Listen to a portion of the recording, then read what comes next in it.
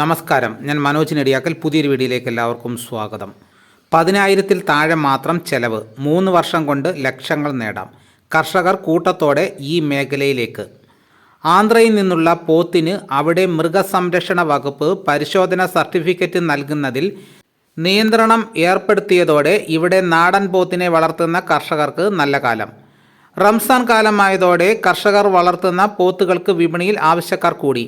40,000 രൂപ വരുന്ന പോത്തിന് 70,000 രൂപ വരെയും വില ഉയർന്നു.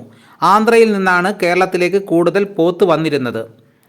ബലിപ്പെരുന്നാളിന് മുന്നോടിയായി പോത്തിറച്ചി വില ഇനിയും ഉയരുമെന്നാണ് കണക്കുകൂട്ടൽ. പോത്തുകൾക്ക് ഡിമാൻഡ് കൂടുന്ന സമയവും നൂറുകണക്കിന് പോത്തുകളെ ഇതിനായി ഒരുക്കി നിർത്തിയിരിക്കുകയാണ് പലരും. 10,000-ൽ താഴെയാണ് പോത്തിൻ കുട്ടികൾക്ക് മുതൽ മുടക്ക്. 2.5 മുതൽ 3 വർഷം കൊണ്ട് 300 മുതൽ 350 കിലോ തൂക്കം വരുന്ന പോത്തുകളായി ഇവ വളരും.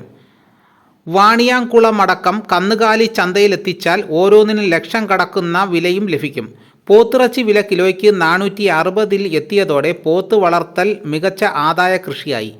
25 മുതൽ 100 പോത്തിൻകുട്ടികളെ വരെ ഒന്നിച്ച് വാങ്ങി വളർത്തുന്നവരുമുണ്ട്. പരിപാലനം എളുപ്പത്തിലാക്കാനും ചെലവ് കുറയ്ക്കാനും പുഴയിലേക്കും തീരത്തേക്കും ഇവയെ കൂട്ടത്തോടെ സ്വതന്ത്രമായി വിടും.